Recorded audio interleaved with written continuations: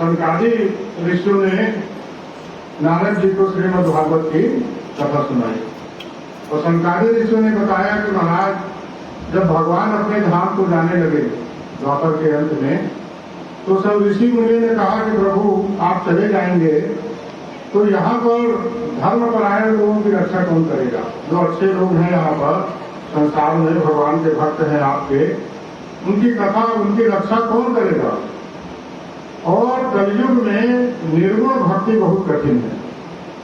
अब देखिए जो सुखदेव जी भगवान है वो निर्गुण भक्त हैं महाराज, अवधूत हैं सुखदेव जी महाराज, निर्गुण भक्त हैं, निर्गुण परमात्मा को मानने वाले संत हैं। लेकिन आप देखिए भगवान श्री कृष्ण की लीला का कितना मतलब प्रभाव है कि कितनी मधुर लीला है कि सुखदेव जी जैसे विरक्त संत जो है वो सगुण उपासक बन के भगवान का दर्शन और कथा किए। तो भगवान श्री कृष्ण ने सोचा कि यदि मैं चला जाऊंगा, निर्गुण भक्ति कठिन है कलयुग में, तो कलयुग में लोगों का कल्याण कैसे होगा? जब सबने कहा कि प्रभु हमको कोई उपाय बताइए, कोई दूसरा उपाय कि कलयुग में किस प्रकार आपकी कृपा हमको प्राप्त हो, तो भगवान ने कहा स्वकीयम यज्ञवे भागवते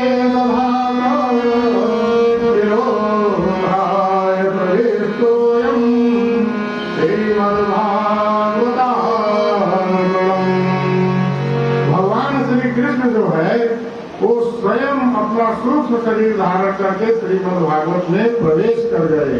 बोलो भागवत पुराण की जय हो। इसलिए महाराज ये जो भागवत पुराण है, इसको पुराण में भगवान की वांगमय मूर्ति, वांगमय विग्रह, मतलब ये भागवत पुराण भी नहीं है, ये साक्षात भगवान श्री कृष्ण है। जैसे भगवान के अवतार हैं अनेक, ये श्रीमद् भागवत भी भगवान का एक अवतार है, वांगमय विग्रह है। इसलिए साक्षात भगवान श्री कृष्ण जो है भागवत में विराजमान होते हैं। सनकादि ऋषियों ने नारद मुनि को बताया और इसलिए कहा कि कलयुग में श्रीमद् भागवत का पाठ किया जाए, आयोजन किया जाए, कथा कही जाए और कथा सुनी जाए।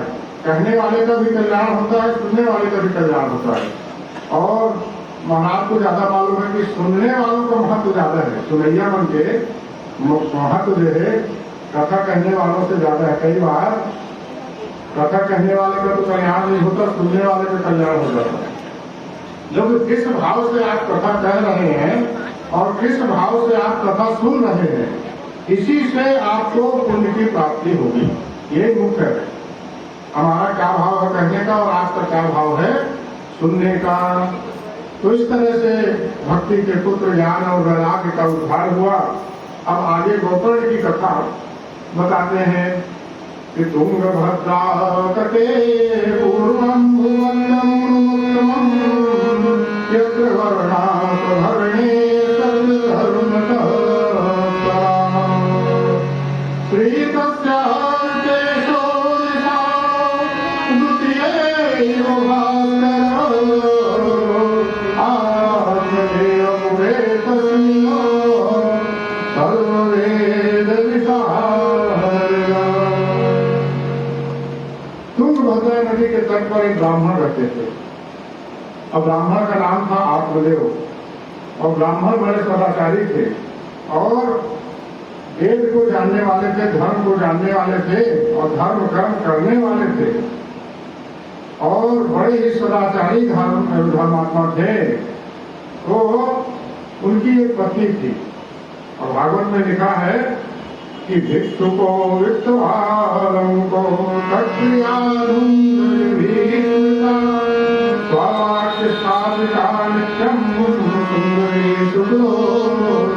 बड़ी सुंदर एक पत्नी थी।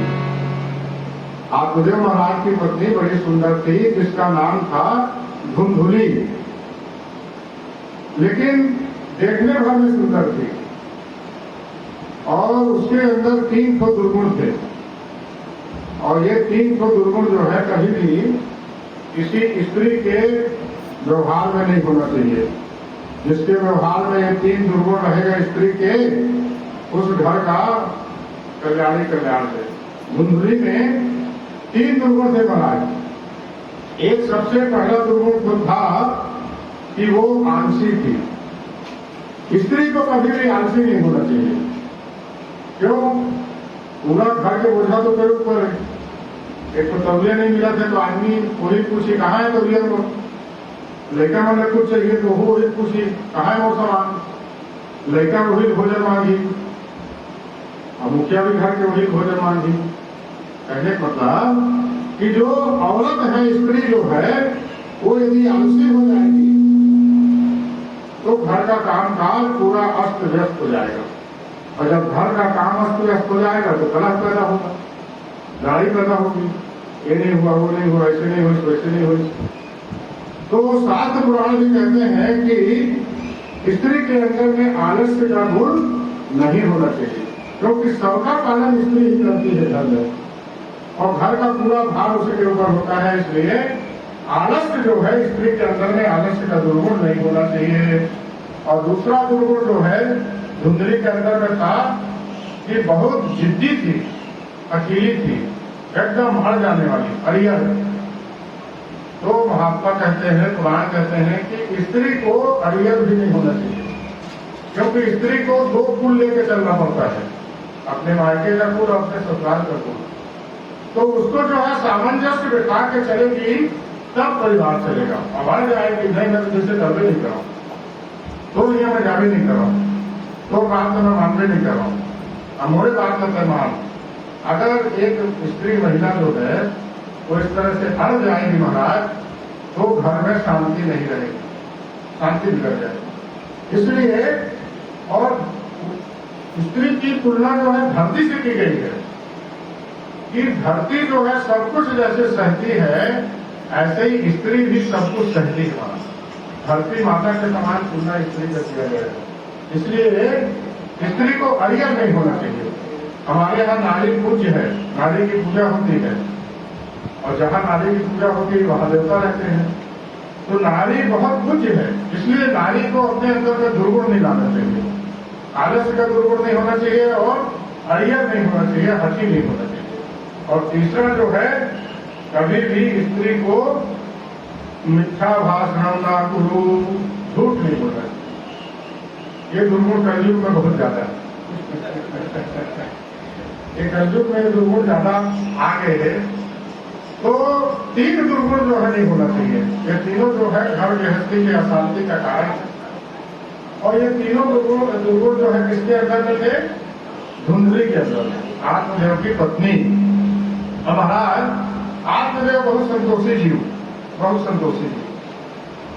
तो यहाँ बड़ा विचित्र बात है कि आत्मदेव जो है ना, उनके संतान नहीं रही।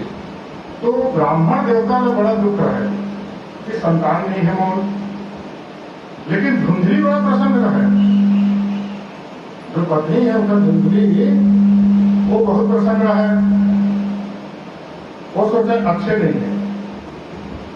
अब अरे कहा 9 महीना घर में रहते, फिर जन्म मरण दूसरा दुख हुई, जन्म लेने टाइम में इतना कष्ट हो है, फिर वो लड़का उसका दिन पाल, ये सब झंझट कौन करे? घर से नहीं है तो अच्छा है, अपन बढ़िया खा पियो। सो ब्राह्मण को कष्ट था, लेकिन उसकी पत्नी को कष्ट नहीं, जबकि संतान न होने का कष्ट जो है माता को ही होता है। पिता भले एक बार ज्यादा न सोचे, लेकिन माता ज्यादा सोचती है। यहाँ माता सोचते नहीं है, पिते भर सोचे, तो ही बहुत कष्ट है। एक दिन आत्मदेव महाराज कहा बोले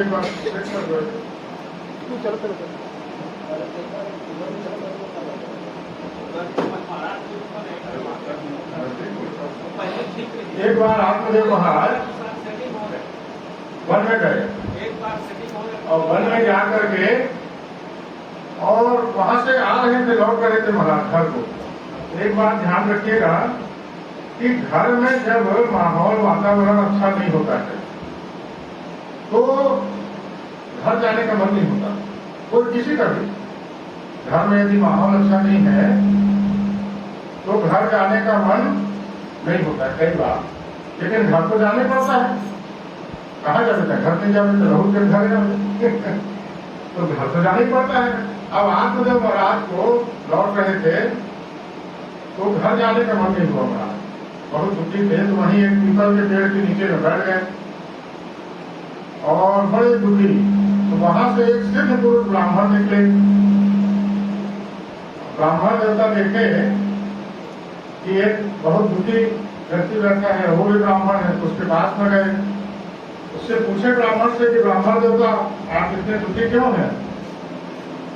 तो ब्राह्मण देवता जो है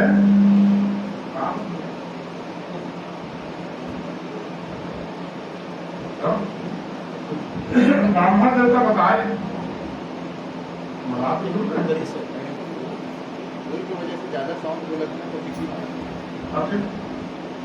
हरिओम हरिओम बोलिए वृंदावन बिहारी लाल की जय हो। तो ब्राह्मण से पूछे तो आत्मदेव बताए कि महाराज मेरे संतान के नहीं, और संतान के कारण मैं बहुत दुखी हूँ और मेरी इच्छा है कि किसी प्रकार से संतान हो जाए। तो ब्राह्मण देवता ने जो आ रहे थे उन्होंने क्या कहा?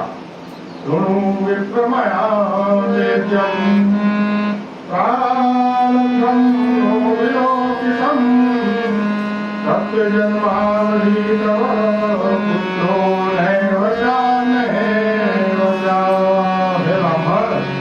एक जन्म के बाद तो छोड़, 7 जन्म में तो और कोई लेकर नहीं, संतान नहीं, और तो संतान है ही नहीं है तो घर के गाय गरुआ बन के तक संतान नहीं होते और पेड़ पौधा तक तो नहीं पूरा है। इतना घोर प्रारब्ध है, तो कठोर प्रारब्ध है। तो एक जन्म के तो बातें छोड़ देता, रोज वो गाय बंद कर दे और निश्चिंत हो जा, 7 जन्म तो यहाँ बालक नहीं हुए। तो आत्मदेव महाराज ब्राह्मण थे, बोले तय किसी बात में जाने, 7 जन्म तक वो यहाँ संतान नहीं है।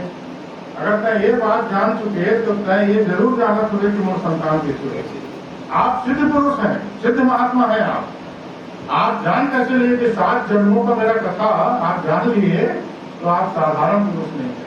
और पैर पकड़ लिए महाराज कि आप सिद्ध पुरुष हैं और मेरे को अच्छे से याद है कि आप सिद्ध पुरुष हैं और आप मेरे ऊपर कृपा करेंगे तो मेरी संतान अवश्य होगी। और आपका पैर मैं तब तक नहीं छोड़ूंगा जब तक आप मेरे को संतान होने का वरदान या उपाय नहीं बताएंगे। भक्त महाराज बता के अब वो धर ली, छोड़त नहीं है। तो महाराज बोले उनको कि आत्मदेव कभी भी विधाता के मार्ग में नहीं आना चाहिए। जो ब्रह्मा ने लिखा है या ब्रह्मा जो कर रहा है उसको बदलने का प्रयत्न नहीं करना चाहिए। विधि ने जो लिख दियो छठी रात को और आई घटे ना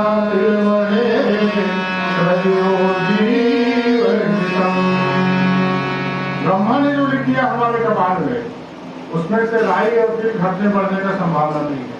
इसलिए हमको कभी भी जो हमारे भाग्य में है उसको काटने का टालने का प्रयास नहीं करना चाहिए। लेकिन आजकल बहुत पढ़े लिखे मन और ज्यादा ज्ञानवान मन आजकल होते हैं कि भाग्य अपने मुट्ठी में होता है, कर्म से हम अपने भाग्य को बदल सकते हैं। आगे कथा में ही कौन कौन अपन भाग्य बदली कैसे कैसे बदली, कभी नहीं बदल सकते, कभी नहीं बदल सकते। यक्ष गंधर्व किन्नर भूत प्रेत पिशाच ये अपना भाग्य नहीं बदल पाए। इंद्र वरुण यम कुबेर, तो हमारे जैसे साधारण लोग क्या भाग्य बदलेंगे? भाग्य कोई बदल नहीं सकता है अपना। जो भाग्य में लिखा है अवश्य में भोक्तव्यम कर्तव्यम शुभाशुभम। पहले बता दिए कि कर्म बंधनी जन्म मृत्यु जरा व्याधि पीड़ितम कर्म बंधनी। कर्म के बंधन से बंध करके व्यक्ति अपने कर्मों के फल को भोगता है और अवश्य में भोक्तव्यम भोगना पड़ेगा। भाग्य को नहीं बदल सकते, कोई भी नहीं बदल सकता। जो लिखा है वही होगा। इसलिए कहा आत्मदेव, और जो विधि के विधान को बदलने का प्रयत्न करता है वो भारी कष्ट पाता है। विधि के विधान को ये तो कोई बदल नहीं सकता, लेकिन बदलने का जो प्रयत्न करता है वो भयंकर कष्ट पाता है। इसलिए तुम दो बात बोले, इसलिए विधि के विधान को बदलने का प्रयत्न मत करो। और दूसरा बात, ये मत सोचो कि संतान हो जाएगा, पुत्र हो जाएगा तो तुम सुखित हो जाओगे। ये आवश्यक नहीं है कि संतान हो, पुत्र हो तो हम सुखी ही हो जाएं। ब्राह्मण देवता बोले कि कभी कभी संतान के कारण ही दुख हो जाता है। तो ऐसे धोखा मत रहे कि संतान हो जाए, पुत्र हो जाए तो वो सब सुखे हो जाए। और ऐसे लेकर हम पैदा हो गए कि मुंह दिखाई नहीं पावे कोई लोग, ऐसे भी तो हो सकते है। तो बोले ये मत सोचो ब्राह्मण देवता कि आपके पुत्र हो जाएगा तो आपको सुख ही मिलेगा, दुख भी मिल सकता है। लेकिन संतान आसक्ति में आत्मदेव इतने ग्रसित हो गए थे कि महाराज वो सब बात मैं नहीं जाना, मोला ज्ञान मत दे, मोला मैं संतान कैसे हुई तेरा बता, और वो संतान होना चाहिए। अब जब हट किया उसने तो ब्राह्मण देव ने एक दिव्य फल जो है उसको दे दिया आत्मदेव को कि जाके अपनी पत्नी को खिला देना, और खिला दोगे तो अच्छा सदाचारी सदगुणी बालक तुम्हारा होगा। राम किए, महाराज जी चल गई, आत्मदेव महाराज अपने बड़े प्रसन्न पूर्वक जो है घर आए। घर आकर के उन्होंने अपनी पत्नी को सब प्रसंग बताया, धुंधली को, और वो फल उनको खाने को दिया, ये फल को खा लेना। और महाराज ने वरदान दिया है बड़ा ही सदाचारी और गुणी हमारा पुत्र होगा। अब जब से वो फल पाई तब से वो बड़ा संशय हो गए, जरा खा ले हम, गर्भ हो जाही, संतान हुई, कितना कष्ट है बोला। अब पति है, मना भी नहीं कर सका, बड़ा चिंता रही। देवी संयोग उसकी बहन आ गई, और बहन भी जो है गर्भ में थी। तो बहन लोगों समस्या बताई इस बार, तो बहन बोली की बिल्कुल एक हल है, एक काम करते हैं, गर्भवती बने के तय स्वाद नाटक कर तब बता दे कि न गर्भ हो, और मोर गर्भ में जो बच्चा है मोर आदमी तय कुछ धन दे देवे, सामान दे देवे, मोर आलसी आदमी लालची है, वो पैसा पाके अपन एक जो बच्चा है मोर गर्भ में जब होगी ये तोरा दे देगी, तो तोरो समस्या हल, अब मोरो मुँह में रुपया पैसा मिल गया तो मोरो समस्या है।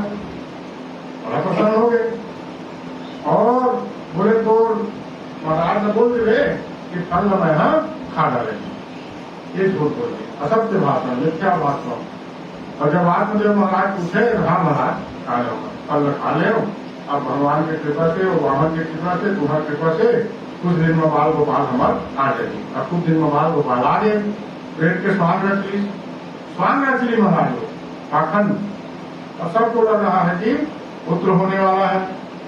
और जब समय आया तो वो उसकी बहन अपने पुत्र को लाके दे दी, और वो जो है अपने स्वांग को हटा दी और सबको बता दी कि हमारे घर में पुत्र जन्म लिया है। और ब्राह्मण देव बड़े प्रसन्न हो गए महाराज। और कुछ समय के पश्चात में वो कहती थी कि उस फल को गाय को खिला दी थी, तो गाय को खिलाने से गाय के गर्भ में बच्चा आ गया, और वहां मनुष्य आकृति में मनुष्य रूपेण पुत्र हो, वो मनुष्य रूप में पुत्र उत्पन्न हुआ गाय का।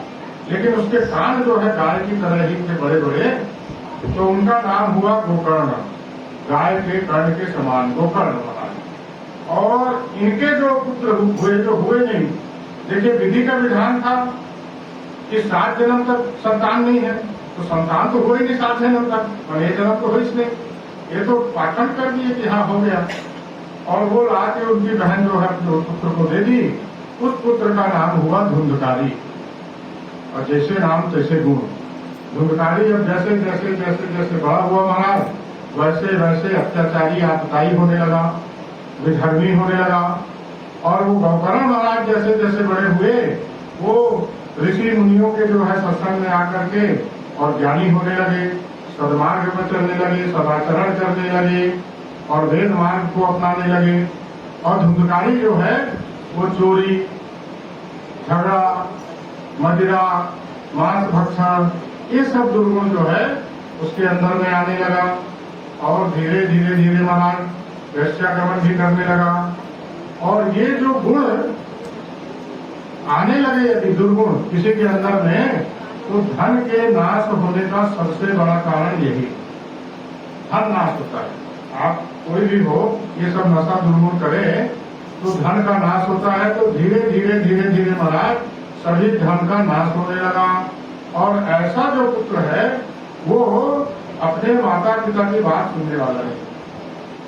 माता पिता लोग मेरा नहीं, पूरा धन नाश कर दिया महाराज, और गोकर्ण महाराज तो चल दिए वन में साधना तपस्या करने के लिए चल दिए। यहाँ कौन रहे?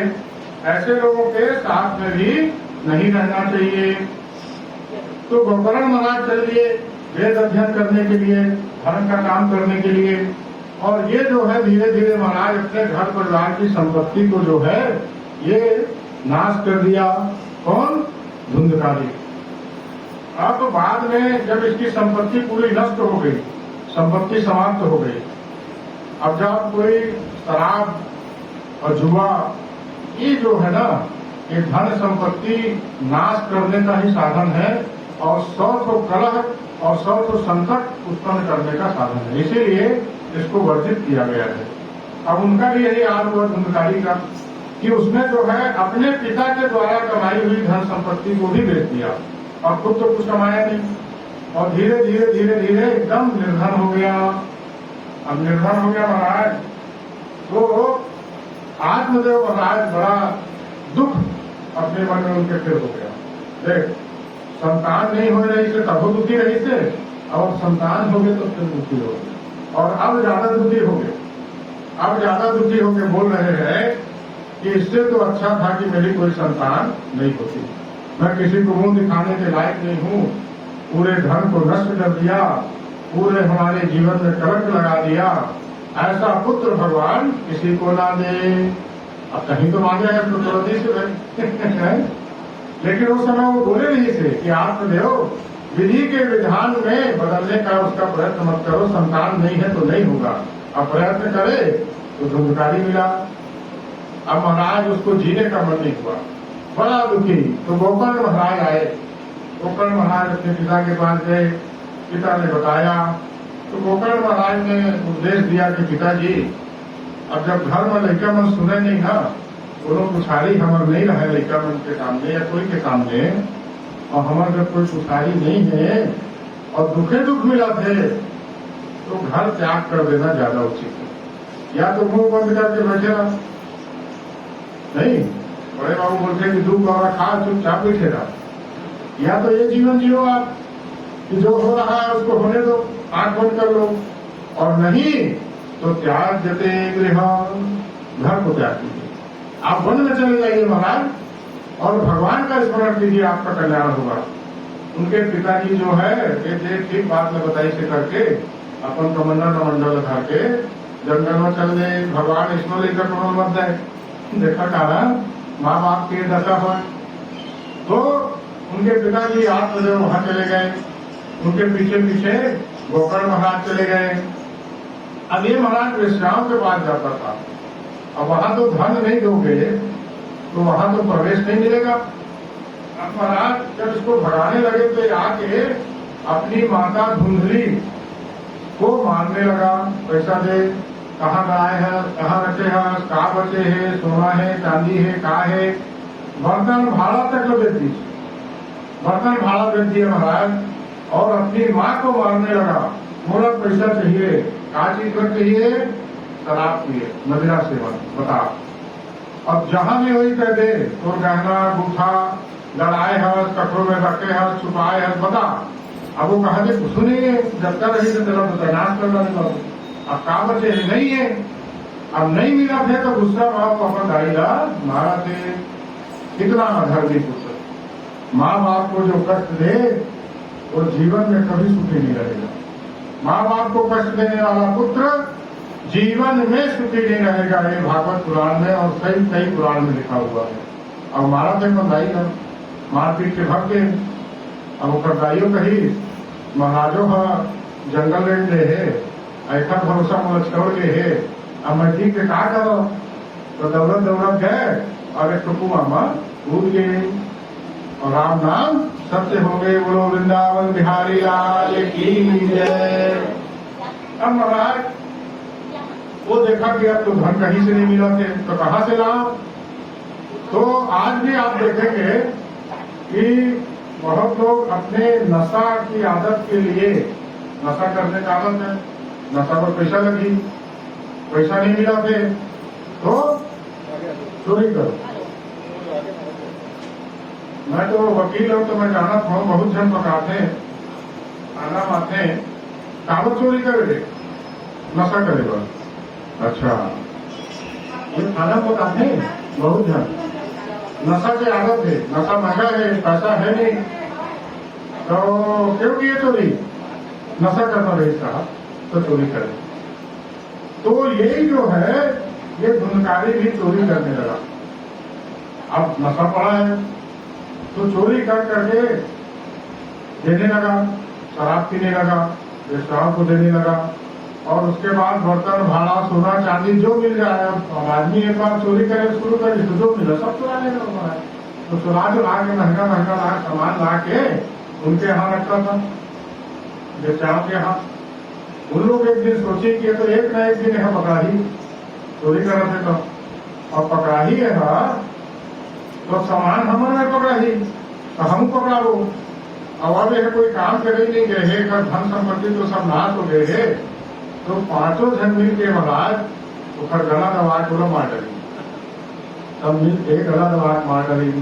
अब मरे है कि नहीं, थोड़ा सांस चलत रही से तो जलत अंगड़ा लगा के फिर मुंह भर दे, जलत अंगड़ा लगा के और फिर मुंह और भर दी महाराज। अब वो मर गए तो ले जाके बोला फेंक दी। अब अधर्मी आदमी था महाराज, विधर्मी आदमी था, और इतना अधर्म किया था कि किसी को जो है सुख नहीं दिया था जीवन में। इसलिए वो क्या हुआ, वो जो मैं बताया था प्रारंभ में महाराज, परलोक नहीं जा पाया।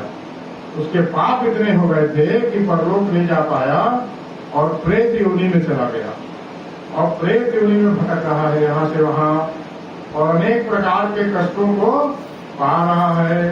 अब ये बात जो है गोकर्ण महाराज तो बाहर थे, लेकिन जब ये इसकी मृत्यु हो गई, गोकर्ण महाराज बीच बीच में अपने घर आते थे, इनकी जब मृत्यु हो गई तो नाथम का विदित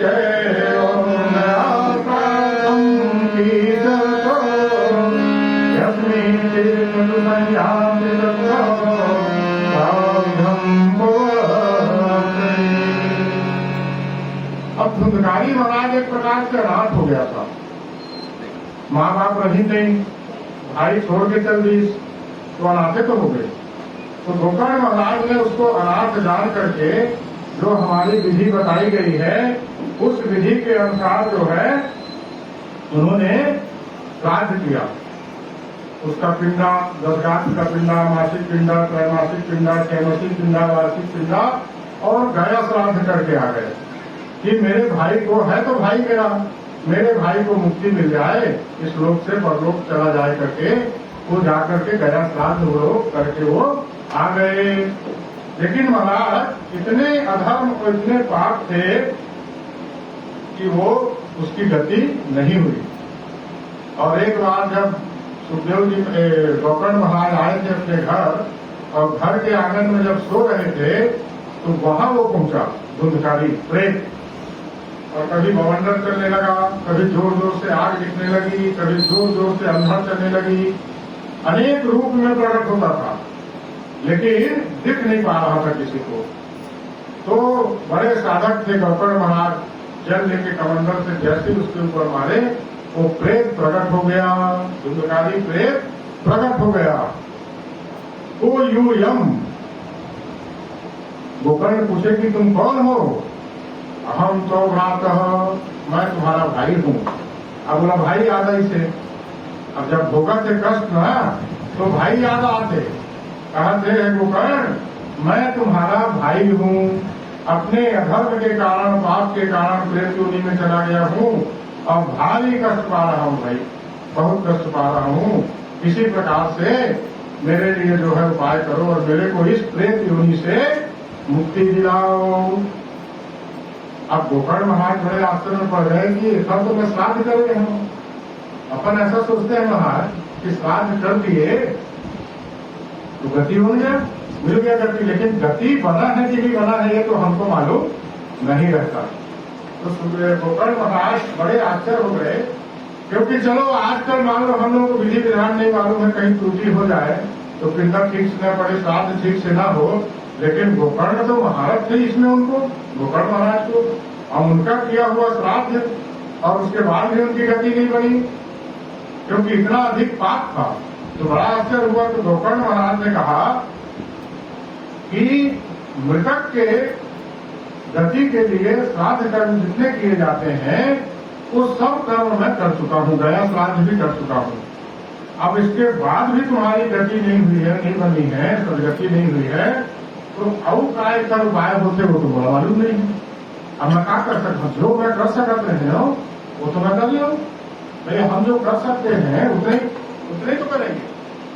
तो मैं जो कर सकता था वो आपके लिए वो तो मैं कर लिया, लेकिन मेरे को आश्चर्य इस बात का है कि श्राद्ध विधि करने के बाद भी तुम भटक कैसे रहे हो, तुम्हारी गति क्यों नहीं हो? गति हो जाना चाहिए। एक बार चर्चा में हम कहते हैं कि महामृत्युंजय जो जाप होते, महामृत्युंजय जाप सबका तो कथा बहुत बड़े है। यदि कोई मृत्यु के एकदम करीब पहुंच गया है तो उसका जीवन बचाने के लिए महामृत्युंजय जाप करवाते हैं। यहाँ महामृत्युंजय जाप होते नहीं थे, बाद में रहते थे। क्यों? कहीं ना कहीं कोई ना कोई त्रुटि है वहां, नहीं उसका जीवन रक्षा होना चाहिए। तो श्राद्ध यदि गोकर्ण महाराज ने किया है तो विधि विधान से किया है, कहीं कोई त्रुटि हो नहीं सकती।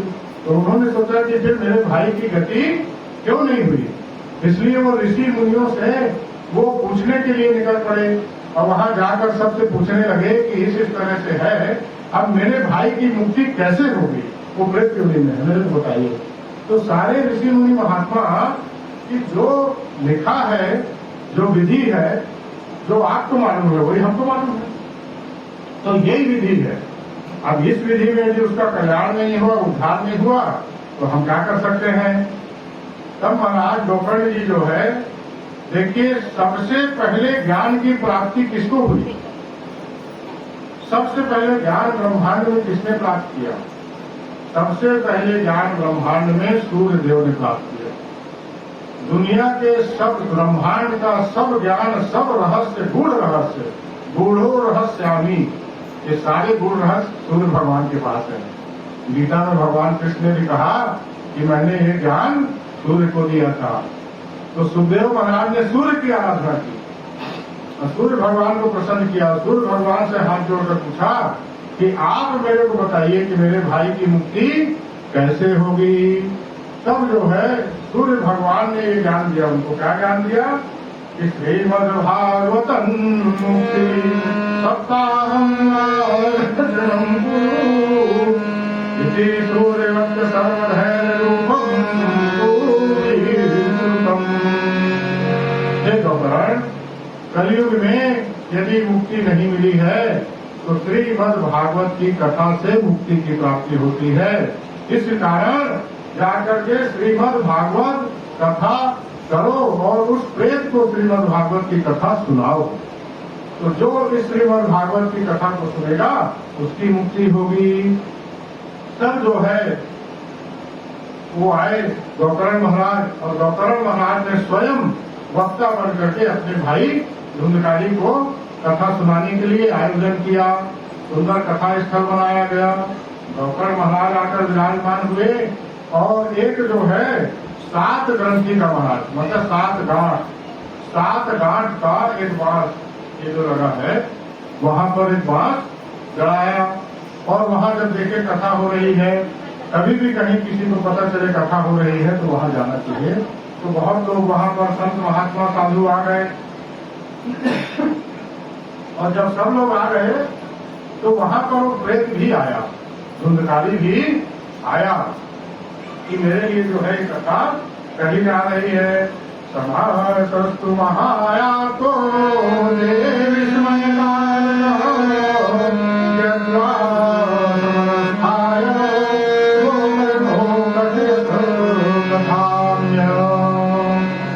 आगे वो देखने लगा कि मैं कहाँ बैठूं। अब वो तो प्रेत है, मनुष्य शरीर तो नहीं है। अब प्रेत को बैठने के लिए जगह चाहिए, तो कहाँ बैठूं जगह देखने लगा। अच्छा, उसको तो कोई देख नहीं पा रहे हैं क्योंकि वो प्रेत तो नहीं है। तो कोई देख के पूरा देखते नहीं है कि बोली क्या देने बैठ।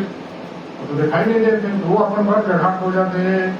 सप्रेतो पीतराय स्थानं पश्यन्ति तथा सप्तग्रन्थि उत्तम तत्तापस्योदितम्।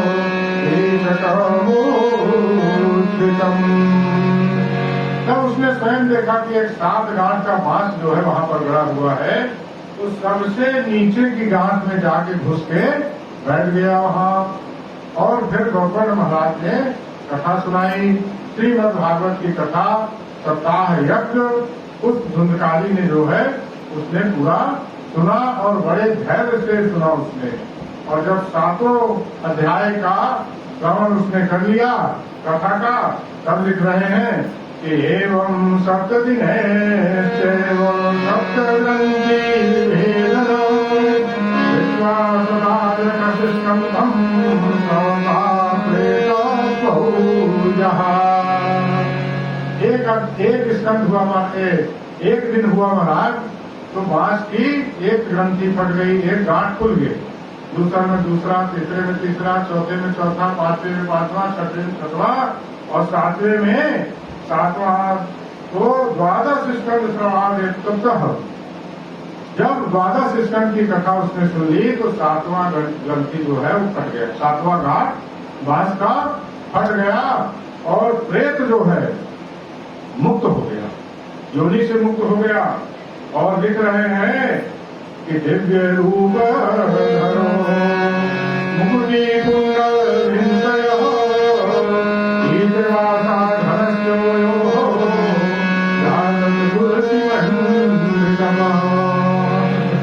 वो प्रेत जो है वो बढ़िया सुंदर माला पहने हैं, पीताम्बरी धारण किए हैं, कुंडल है उसके कान में।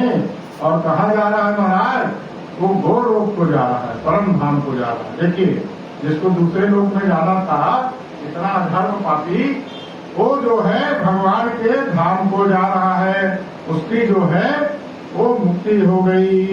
कितना भागवत का प्रभाव, ये ज्ञान जो है सूर्यदेव ने और गोकर्ण महाराज को दिया। इसके बाद श्रीमद् भागवत का संक्षिप्त महत्व, कहने की कथा, विधि, सुनने की विधि, और उसके पहले तो सुंदर सा भजन। बोलो वृंदावन बिहारी लाल की जय।